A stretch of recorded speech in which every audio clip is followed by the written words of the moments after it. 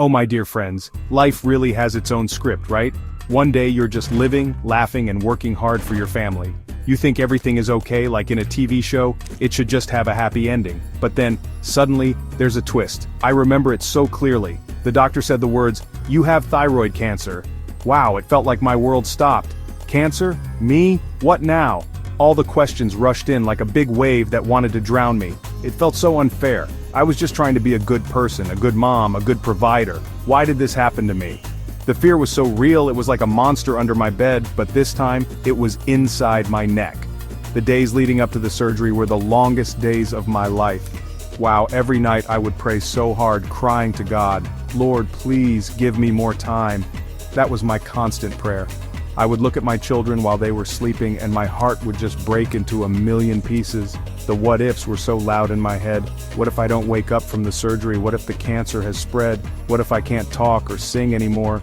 My voice is how I make a living, my way of making people happy. The thought of losing it was just as scary as the cancer itself. It was a battle of faith versus fear, and every single day, I had to choose to be strong, even when I felt so weak inside. I tried to be brave for everyone around me, especially for my family. I would smile and laugh, telling them, "We can do this, a small thing for a big God." But deep inside, I was terrified. The anxiety was eating me up, my dear friends. It felt like I was acting in my own movie, playing the role of a strong woman. But behind the scenes, the real me was just a scared little girl who wanted her mom. I had to face the operating room, a cold, white place where my future would be decided. I surrendered everything to God. I told him, "Lord, it's all up to you now." That was the only thing that gave me peace before they put me to sleep. The moment I woke up after the operation, the first thing I did was try to speak. I whispered, and a small sound came out. "Thank you, Lord." I felt a surge of relief, but the journey was far from over. The doctors told me the surgery was successful, but my life would never be the same. I had a scar on my neck, a visible reminder of the battle I had just fought. It was a symbol of survival, but also a mark of vulnerability. The road to recovery was just beginning and I knew it would be a long and winding one. I had to learn to live with a new body, a new reality, and a new perspective on what truly matters in life. After the surgery, wow, my body felt so different. It was like I was a stranger in my own skin. The energy I used to have, the kind that was like a human battery always at 100%, suddenly dropped to 20%. I would get tired so easily. Just walking from the living room to the kitchen felt like I ran a marathon. My voice, which was my treasure, became so weak and hoarse. I couldn't reach the high notes when I sang, and sometimes it would just disappear in the middle of a sentence. It was so frustrating, my dear friends. I had to learn to be patient with myself, to understand that my body went through a major trauma and needed time to heal. And the food, oh my, the food. My diet had a complete makeover. Before I could eat anything I wanted, roasted pork, grilled intestines, fermented shrimp paste, all the delicious but not so healthy stuff. But after the surgery, the doctor gave me a long list of things I couldn't have. No more soy products like tofu and soy sauce, which was so hard because hello adobo. I had to avoid certain vegetables like cabbage and broccoli. I had to be careful with seafood.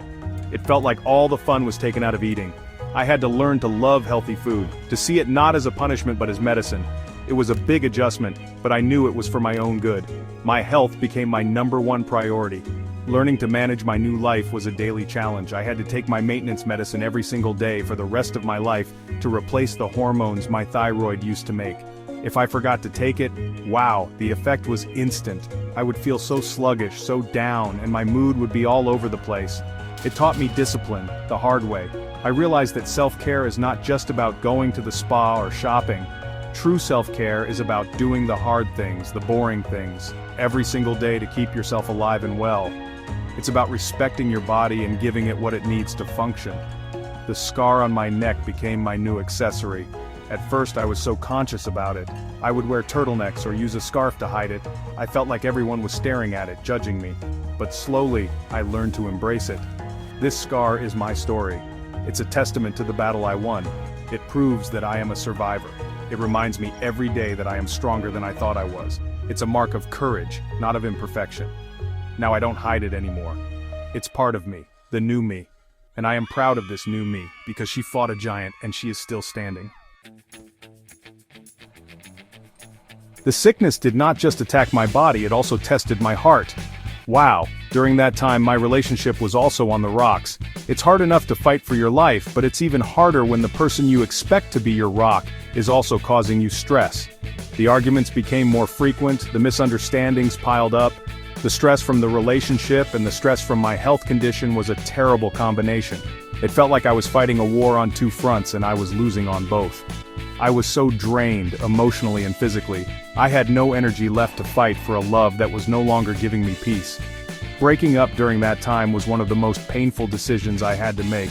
Of course, you question yourself, am I not worthy of love because I am sick? Will anyone ever accept me with my scars and my lifetime medication? The depression and anxiety were so intense, I would cry for hours, feeling so alone and broken. It felt like the world was ending. I looked in the mirror and I saw a sick, heartbroken woman. It took so much strength to pull myself out of that dark place. I had to remind myself that my worth is not defined by my relationship status or my health condition. I am worthy because I am me. Some people think that having a lot of admirers or being in a new relationship right away is the solution to heartbreak. They say, the best way to get over someone is to get under someone new.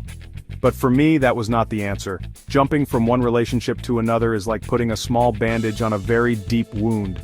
It doesn't heal the problem. The real healing has to come from within. I realized that the love and validation I was looking for from others, I had to find in myself first. I needed to heal my own heart before I could share it with someone else. So, I chose to be single. I chose to focus on my recovery, my children, and myself. It was a journey of rediscovery. I started to enjoy my own company. I found joy in simple things like watching my kids play, talking to my true friends, and praying. I learned that the most important relationship I need to nurture is the one I have with myself. The support system I thought I lost, I found in my family and my real friends who never left my side.